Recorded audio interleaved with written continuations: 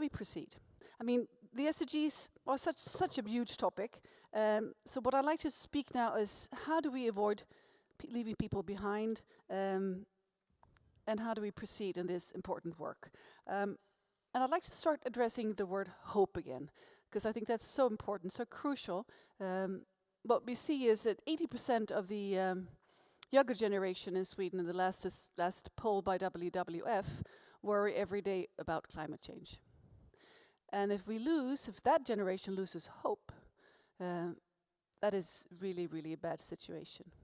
So how do we keep on working with these topics and keep the new generation, the generation after us, engaged and hopeful? Magdalena. Okay, if I am to start, I would like, as a political scientist, to highlight the role of political institutions and long-term decision-making so that the goals are more or less institutionalized into policy plans and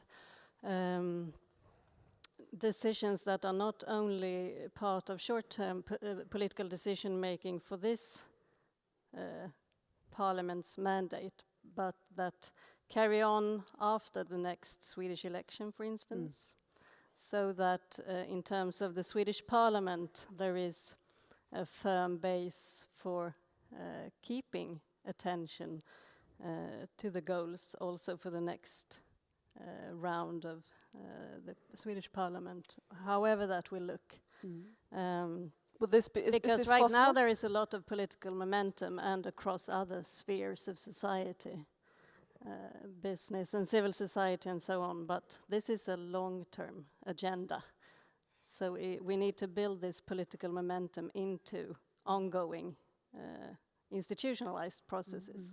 Will this be possible? Is it difficult? No, I think it's possible, and it's very much what has happened over the past year, and the work of Johan and his delegation is of course key in that process. So this is certainly possible. Johan? I think Magdalena is pointing to something very important, but also something very difficult. In some senses, how do you make short-term politicians take long-term decisions? In the sense that if you don't have political contestation over the subjects, then it will not be politically important, it doesn't go into budgets, it's not debated inside of the debates before the elections and so on, it doesn't hold any saliency. At the same time, if it's too politicized, so politicians struggle about it, then it becomes inflected and you don't get the long-term decisions that is taken. And that's why Magdalena, with a colleague, wrote a paper which was presented like a year ago, I think, when we were just appointed inside of the delegation, which took notice that the Parliament wasn't involved from the governmental side. So what we've been trying to do now, and what we're going to suggest, but it's not official yet, so no one has to quote me, even though it's not that important, that is to suggest to the government that they have to form a parliamentary committee, which is cross-party, and thereby, in order to take all of these goals and to translate them and ask themselves, what does they mean in Sweden? What is the target goals for gender equality in Sweden? What is a sustainable city in Sweden? And what is a target goal on, for example, poverty in Sweden? You don't have a definition of what is poverty inside of Sweden. And that's partly why you can see that you're reaching behind in that sort of sense. So I think that it's very important what Magdalena is pointing at when it comes to making it political, but at the same time long-term. Elin Gustafsson, you're a politician here in Lund. How does this sound to you? Really good, I think. Of course, as they have pointed out, we need to have a bigger courage in order to make the long-term decisions and to look forward. But I also want to raise something that we started up with, the interest from young people today to be more involved. And there, for example, we see in the city of Lund, for example, and also in the whole of Sweden, that young people today are really much involved in different areas of society. So even though they are worried about the future and about these issues, we know that young people today also want to fight for it, and they want to be involved and be a part of a movement that actually leads us on and take more responsibility. And that's something that me as a politician think is really good, because then then we can take the courage and actually look into the future. And we need also to make sure that young people today also can be even more involved and be involved in our work in the city and on the national level. But then we also need to make those decisions that needs to be done. In terms of policies and politicians, we do see investigations and polls that actually state that lots of young people do not really trust or see that politicians stand by their words. There's sort of political contempt even. How could this implementation of a more long-term strategy for the goals, how could that impact the interest for the sort of the faith in the movement ahead from the political side, Elin?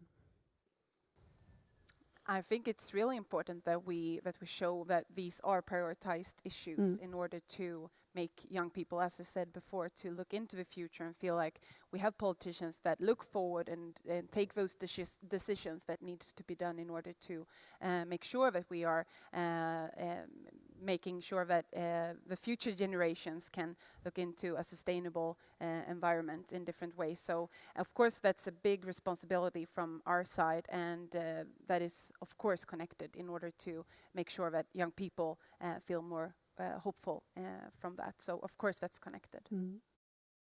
We talked earlier today on Sweden's role as an international pathfinder. Henrik, would you say from your perspective that we are still in the lead, or are we sort of, how can we stay as a front runner in the work with these important goals? Are we even a front runner? I'm a natural scientist. I can't judge over the whole realm of 17 different sustainable development goals. But in the environmental arena where I'm mostly active, Sweden is clearly still in the lead and a driving force for international development. And it's becoming increasingly clear when some other countries are stepping down from their roles.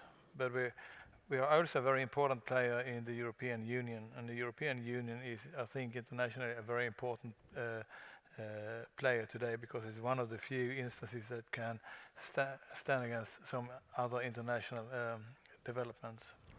Thank you. Magdalena?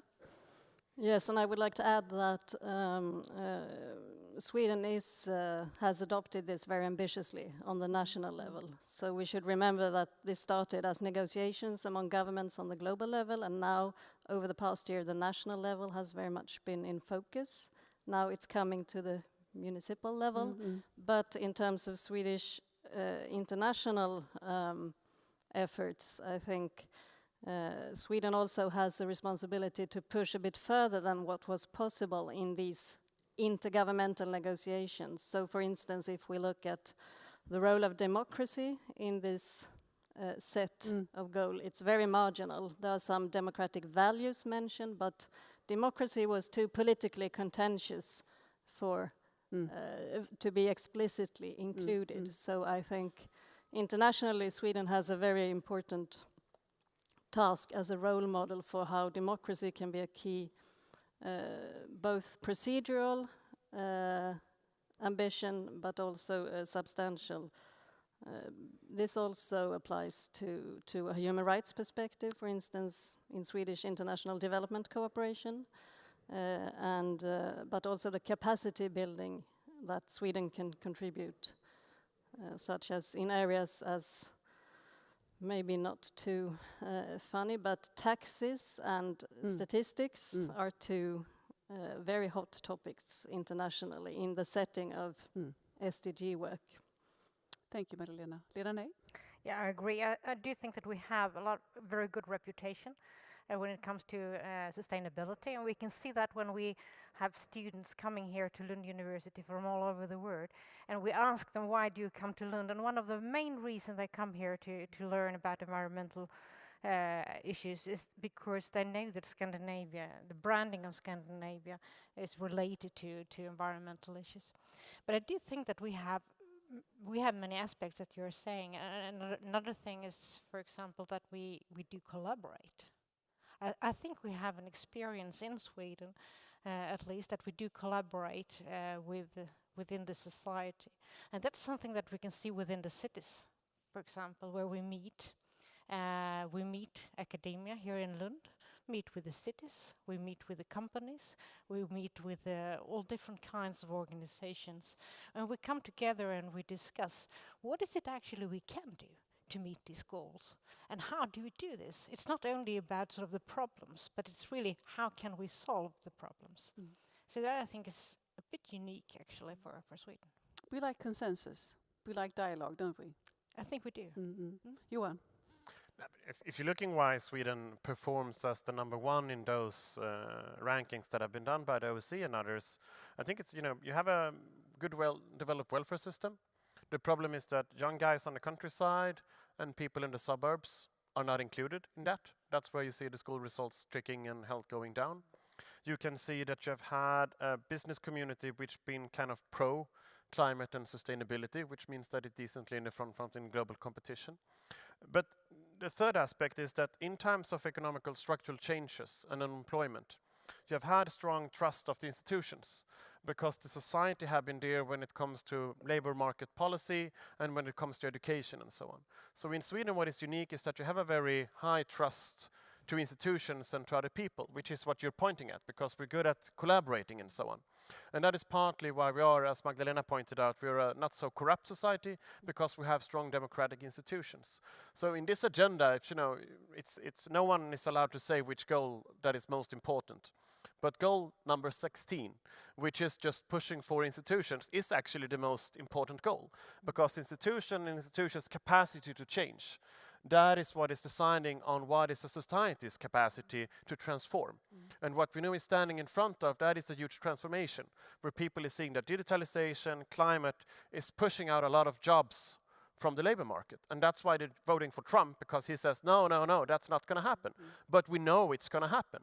And the question is, how is politicians, how is institutions, how is researchers going to adapt to that and provide new kinds of jobs by new kinds of innovations in sustainability and technology and that sort of sense. So the trust is what is kind of unique, and that is kind of complex because it's not that easy to touch upon. But that is what Sweden is all about. Sounds lovely. We're all about trust. I like that. Elin? Yeah, and I must say that as representing the city of Lund, I must say that, of course, we think it's really good that we have a government that really points out that we have higher ambitions when it comes to all these different areas. We have come far, but we need to do even more. So I think what you have been saying is really important, and I also think it is important that we never sit down and are just happy about what we have been doing, but we also see the challenges that are in front of us and are not being afraid of them. But we have a government right now that is working actively with these issues and wants to do all these take the decisions that we need to do in order to make a better path ahead for these goals. So I think that's really important from a national level, and that's something that we also see from the city of Lund. Thank you. When you look at the 17 goals, it is, of course, difficult to meet them all and address them all without creating conflict of interest. And which are the major crossings of conflicts of interest that we need to be aware of when we look at this? Well, in general, it doesn't have to be a conflict, but there is a potential, at least, for conflict between not the way the goals are phrased in general, in their general heading, but if you look at the sub-goals. So several sub-goals on various aspects of economic growth and full employment can easily come into conflict with those on environmental protection. As you can see, there are several goals on this. Perhaps if we take goal 2 on hunger, to increase agricultural productivity while implementing resilient agricultural practices. So on paper, at least, it might appear a lot of conflicts. Henrik, this is your field. I think it's really important to actually recognize that there are conflicts and not try to hide that away, not try to just state that we can solve everything with new innovation, but take the conflicts on the face and try to solve them. And this has, several implications. One is that some of the choices are going to be hard. And what is unique with these sustainable development goals is they actually both treat some of the issues of sustainable resource use, but also takes up aspects of fairness. I think if we are going to solve the problems with long-term sustainable use of land, of resources, and so on, we also need to think about justice. This connects back to the issue of leaving behind. People don't want to be the sole payers of this. We need to have some sort of solidarity behind solving these issues, and that I think is the key to actually get things done. And I think that Kim, if she's still here, in her talk, in an excellent way presented one of the key challenges, and that is the production of biomass to food, to bioenergy, where there is an over-enthusiasm, according to my view, in what we actually can do. There are severe constraints. If we look at the prognosis of a 70% increase in the food consumption the next 50 years, and add to that the bioenergy, and we know that current use of biomass in the world is unsustainable. But how do we know there is a problem that needs to be solved, and we need to do this together. how do we avoid the developing countries to just copy paste our bad habits in terms of food, for instance? I know China are now hiring Arnold Schwarzenegger. Did you know this? For campaigning against heavy meat consumption, because they have actually realized. If you haven't seen that clip, it's amazing. He actually flexes his muscles and says with his broken English, "If you think you need to eat meat to be muscular, you've been fooled," he says. So I guess there is some strategy in the Chinese government to actually reduce. But how do we actually avoid the copying of our incessant, the way we've been sort of feeding ourselves in an unsustainable way? And to some extent, I think the question is framed in a wrong way. What is this about we and them? First, we are having a very unsustainable use of natural resources in Sweden. We are complaining about the loss of rainforest, fine, but we have eroded more or less all the natural forest in Sweden. So who are we to complain? Second, why are there's such high pressure on, for example, Indonesian rainforest? That is because of us, because of our unsustainable consumption patterns. So this we and them doesn't really apply in that way. It tends to be we in both cases. What is needed, I think, is a perspective of an alternative agriculture and an alternative forestry that actually involves the maintenance of ecosystem services, of biodiversity in the production, and that we can show that that is a long-term, more sustainable use, that the way we are producing food and taking out biomass from forests now is in the long term unsustainable, and that we can find alternative efficient ways that makes the system not only sustainable to the current situation but also to, for example, climate change. But if if you're talking about Arnold Schwarzenegger, I mean, how many in this room have seen Scam? And how many think that Nora is the coolest woman on earth? All the girls. But there is in somehow, what that sitcom did is that it was actually, going out of psychologists which working with young women in that age and trying to present their problems and their lifestyles, and they provided some role models in different ways, which people is adapting to. And I think you're very right. It's not about us and them, and we have to change our habits. But what we need, in reflection to what you said regarding hope, is that we lead new persons, new role models, which are role models in a different ways than Arnold Schwarzenegger was for young guys like me. So we need to do that, and we realize that we need to change that. And that is about, values and culture, and it's about technology shifts and so on. But finding that, methodology and talking about sustainability in that way. Because when you go down to systems, biomass, it becomes very complex. And, it's a lot about, just saying that don't use plastics.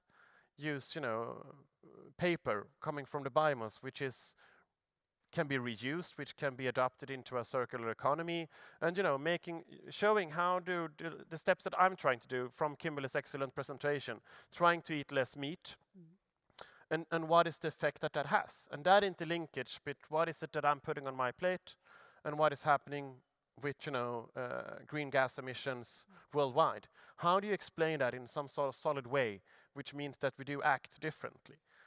That I think is a good research question. How do you invent new role models? Thank you, Lena. Yeah, I agree, and I think this would copy each other. We do all the time, every day, and it's something that we need to take into account. So we need to develop something that others would like to have. Exactly. And I think coming back to what you started off with today, started to talk about hope. I think what we talked about or heard here earlier today is very much still the same, I would argue. It's about the problems that we have or the challenges we face, and we're still very much stuck into these discussions. And we need to talk about the solutions. We need to talk what is out there. We need to make it more positive. We would sort of try to experiment and to try new solutions, to sort of see what can be in the future. And based on that, maybe to develop visions.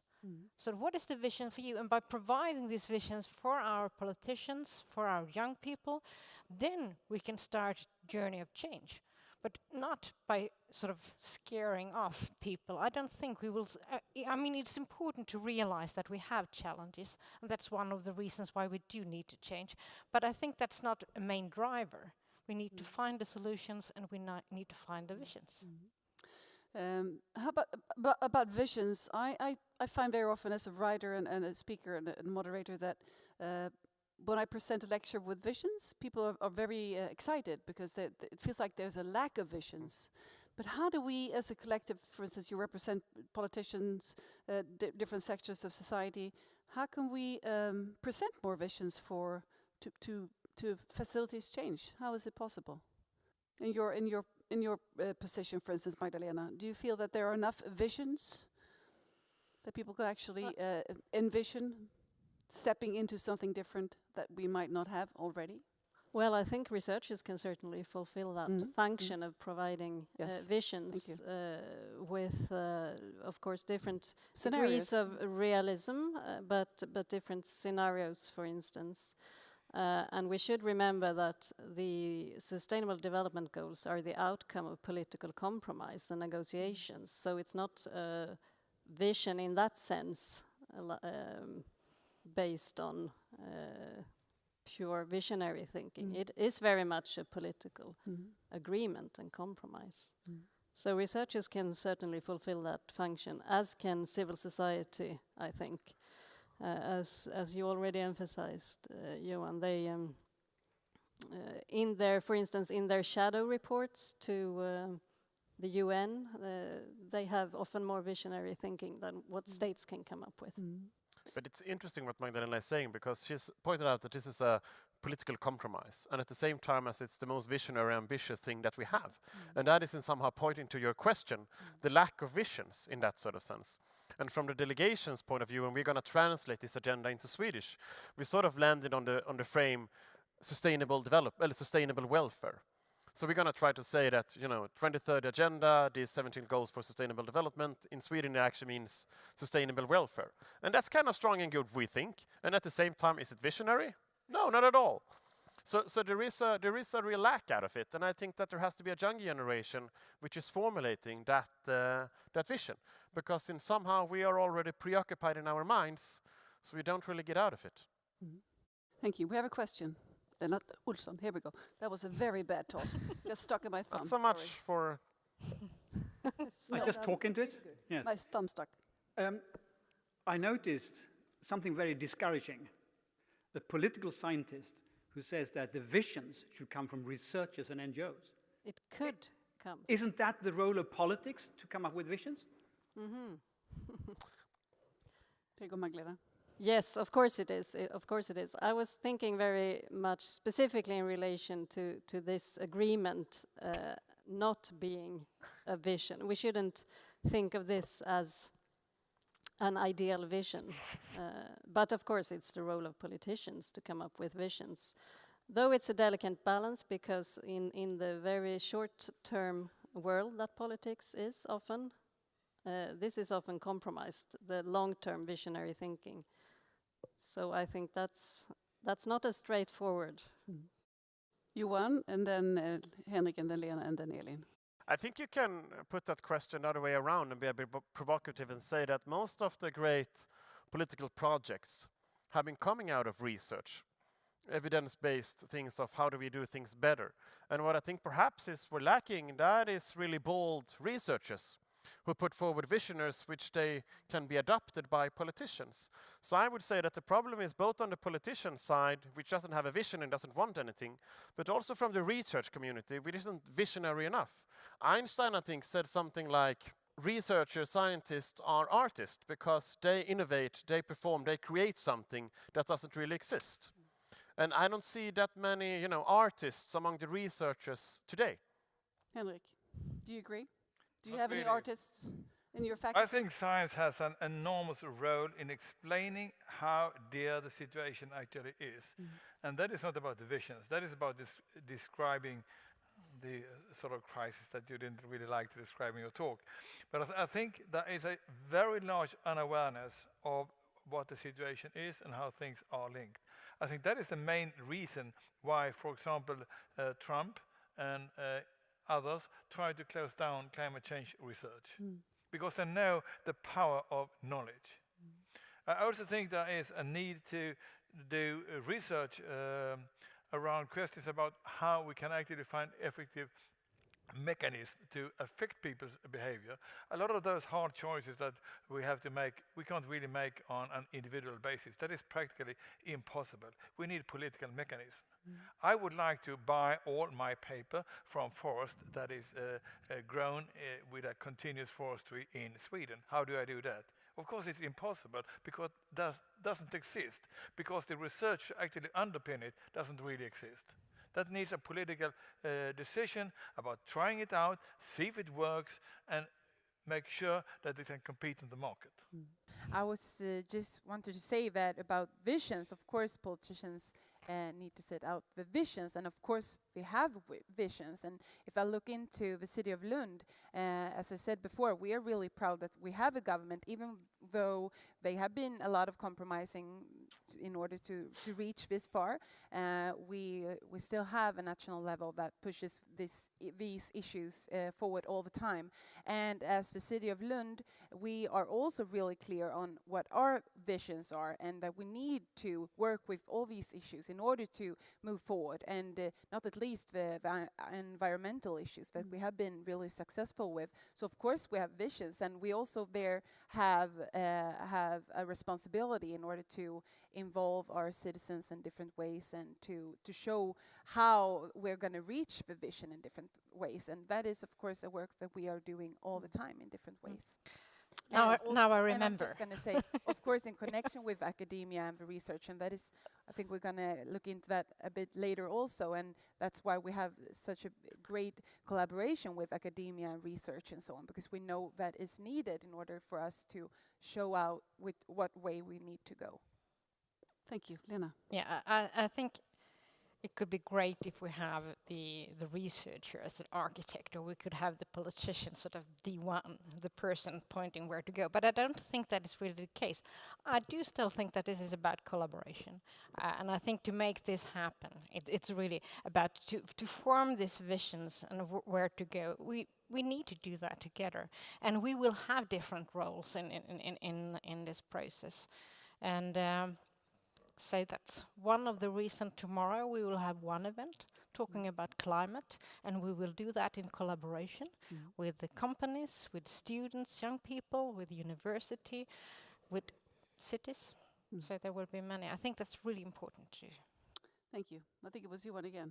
But if you take as Lennart's excellent presentation, there is not one of the problems that he addressed which can be solved by Sweden as a nation state. And you can see today that the European Union is lacking behind when it comes to their decision making. And you had this compromise agenda which is setting goals but doesn't set mechanism, doesn't set any commitment, but it's up to each country to do so. So we're also living in a time where political decision making in the nation state isn't enough in order to tackle the global challenges that we're facing. And that makes it complex. So the politicians both have to be visionary, but it also have to find different instruments for how it's actually going to influence society as a whole and doing that. And that is now extra crucial because when we had Obama, we were all happy and he was, driving it. And now when we stand in front of Trump, we don't really know what to do, and we look at authoritarian China, which is preaching for free trade, and we think that is some sort of illusion. And I think that is a good example that we lack the instruments politically in order to take and address the changes and the challenges that needs political answers and can't be solved by one nation state. Thank you. And we have an audience question here. Here you go. That was well. Close to your mouth, please. Yes, I didn't really want to bring it up, but you brought it up as well. Trump, it's like you have a huge global player now kind of working against the Sustainable Development Goals as, global climate change denier. So how do you think that's going to impact your work? Because it kind of takes away 5 years. 4? Anyone who would like to address the Trump question?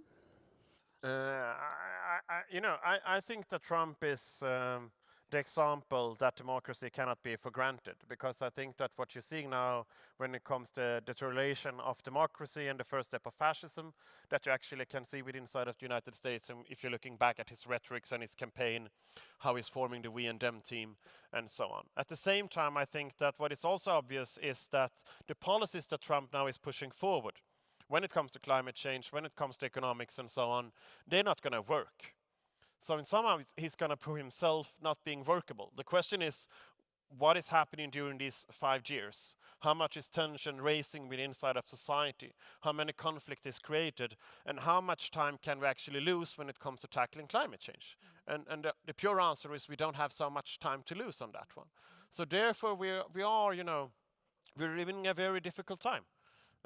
From that aspect. And I think Trump is also making us all aware that we're all interdependent. We are very affected by the decisions taken inside of the United States, because that affects the political maneuver room we have in Sweden. And that is a realization that we're all in this together, which could have happened in a nicer way than by electing Trump. For sure. Henrik. I think we should realize that Trump might be able to affect policy more than science. American science is quite robust, both budget-wise and in terms of what they're actually doing. And that points to something I think is very important, and that is that, yes, we shall collaborate, we shall reach out, but it's also exceedingly important to defend the academic freedom, that we have independent academia that can always be critical. And I think that the US scientific system will, with no doubt really, withstand the Trump era. Because things like this has happened before in many other countries where people are trying to get rid of science that is not mainstream in what some politicians think. And by and large, science survives. It's a global movement, but think about the independence and the importance of defending the independence of science. And there was a massive turnout for the March for Science in Washington and in Stockholm and many other capitals in the world. In terms of responsibility to address these 17 goals, Magdalena, from a researcher's point of view, who has the most responsibility? Is it the policymakers, the consumers, or is it the entrepreneurs and the businesses? Is there an answer to a question like that?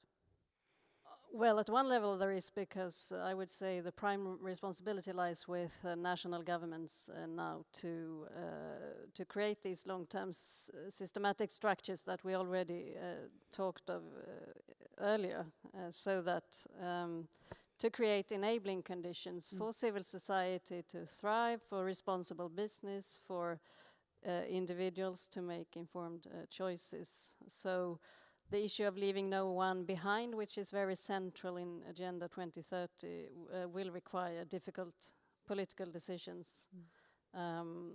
But of course, individuals are also very central, and I would say in two main responsibility capacities. So as in their everyday lifestyle decisions as consumers, and this we already heard about in the earlier presentations, but also for being active and informed voters who can hold politicians accountable. We haven't yet spoken so much about accountability, but it's really a key issue now increasingly, where systems of follow-up and review, compiling data on progress and so on, will enable more transparency. Transparency and systematic accountability in the long run. So there, individuals have great responsibility as voters in democratic societies, at least. We spoke about test beds earlier today on the bioeconomy. Oh, a question, great. I'll just immediately stop myself. Here we go.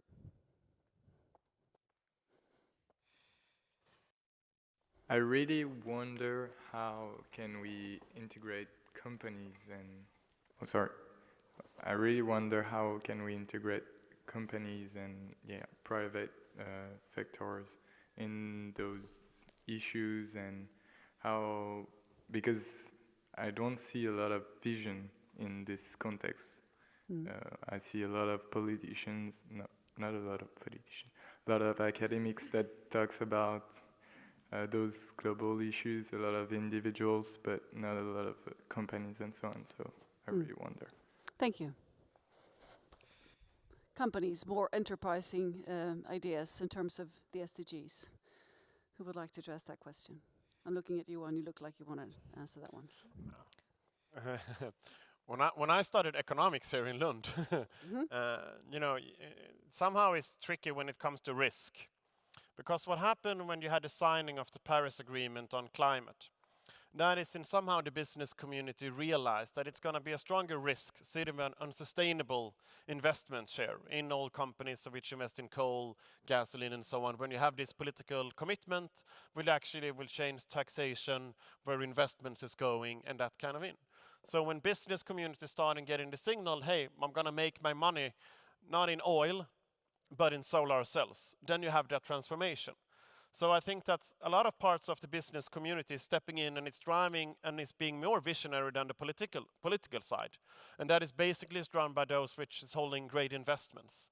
At the same time that you can see that those who are sitting with an old business model, which is very then climate consuming, if you put it like that, they are very much resisting. So there is a big difference with inside of the business community. And it was said earlier here that society or the state, has a responsibility in transformation. And what you can see is that big and forward-looking universities as Lund and cities as Lund, they can invest and do this kind of sustainability week and be in the forefront. But smaller municipalities, smaller universities, smaller business companies, they don't have that kind of resources. And that's where we need to pull together and push them over the edge. So I think it's very much a question of, how do you look at risk? What is the resources? And basically, how do you transform business models into CSR? And I think they're actually, Handelshögskolan in Stockholm have come a bit further than my old institution here in Lund. Because they started up a program which I was talking to, which is called Global Challenges, which is then looking at these mega trends and so on. And my main message there to those students was that, CSR isn't, one part. CSR has to be core strategy in the future, which means that the only business model that will survive is the one that is sustainable. And that is what you need to teach students of economics and not only students of sustainability. And that merge, Henrik, is the most important. You know that? Lena? Yeah, I agree This is very your much. field, yes. And I do think a lot of things has happened during the last 10 years or even 20 years. And we can see many businesses now being a driver for change. They really would like to make money out of this. They really would like to contribute to the future.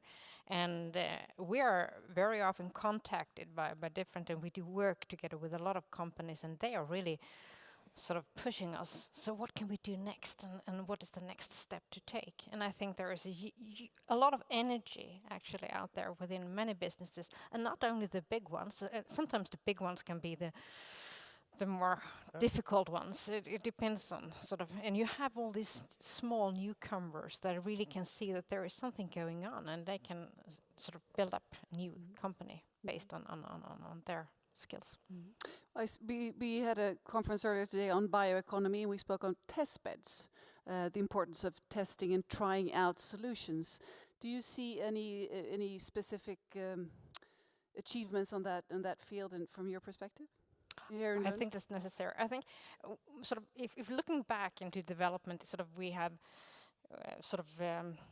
had a plan, I would say, how to design the city for the car, how to design the perfect house, the size of the house, and each family should have one or at least two cars.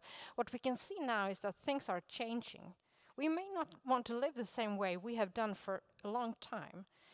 Some part we don't know really what the future will be, but we need to try, and we need to make experiments, and that comes to both technical solutions, the way we are living. We're talking about the sharing economy, for example. It's also about policies, how we design policies, regulations. We need to make exemptions. We need to try out what actually can work, and then we, as evaluators or researchers, can be evaluating, and then we need to come in with a full university, I would argue. So we need to have researchers from the field of economics, from social science, from ethics, from whatever. But we can be very important in the way that we sort of develop an understanding and can support the improvement of the society. There is one example that pops up in my head, is Unity, the car that's being developed here in conjunction with the university, I understand. That's a small electric car. How could that shape the future, for instance, in terms of, you wanted to say something before, Elin, on the city's role in this? Yeah, I just wanted to add that from the city's perspective, we see that we have a lot of companies in the city of Lund and in the nearby area that wants to be a part of this work, and that's just fantastic, of course, because when we as a city says we need to work with this, then we can't do it alone, as we have been saying before. We need other actors in society to work together with us, and of course it's really good when we see a bigger and bigger interest also from companies and different actors in society that they want to be involved. And for example, the climate work and the environmental issues, we see a lot of interest, growing interest from different companies in order to be a part of that work. And that is, of course, something that we need to encourage even more in our work in the future. But of course, that's something that's really positive, that we see that force within different companies, even if we want even more to be a part of it. And now we have MaxLab, we will have ESS shortly. How would this affect the possibilities of the region for sustainable development and research? I think this will we'll see this process of urbanization, and we see the development of this area. And we see what I really like here in this area. We see the energy of all the partners being sort of part of this development process. And I think that by having the Max Feira and ESS, we will actually have a lot of people coming from all over the world here. They will come here for visits for a week, for a month, or whatever. And we have the possibility to show what future can be about. So we can design test beds, we can design the good solutions, and I think that's what we need to do. Then I'll leave the final words for Elin here, because I know you have set a goal. We didn't talk so much about human rights because Radu was supposed to be in the panel, but he couldn't stay. But there is one issue on human rights that's connected to the city of Lund, because the city of Lund has set a goal, Lund University, Lund Municipality, to become a human rights city. Yes, that's right. So please tell us more about that. Yeah, thank you so much. Yeah, as we heard, we have been setting up this goal together with Lund University and the Raoul Wallenberg Institute. And as you might know, one of the goals for the city of Lund is that we need to be we need to create a sustainable and open society where all people can live and feel free to express themselves in different ways. And therefore, Lund has for a long time, as we've been talking about before, been working successfully and strategically with matters surrounding the climate changes and environmental issues and so on. And also when it comes to the social dimension, we have also, for example, been working a lot with children's rights and safeguarding the children's human rights. And we have also been working a lot with diversity and gender equality. But what we haven't done is taking the whole perspective on human rights. And that is something that we also see in other cities and regions in Sweden. They often work with separate things and do that really good, but they don't take the whole perspective. And as we have been talking about, and what's really clear about these goals is that we need to get the bigger picture, and we also need to collaborate and to involve different actors in order to reach the goals that we need to reach. So for us to reach our goals, we need to set higher ambitions and to work more strategically. And therefore, we saw that it is we need to, we need to work more with the university. And when we have the Raoul Wallenberg Institute in our city, we of course need also to use them, because that's a big competence and a big knowledge that we need to use even more.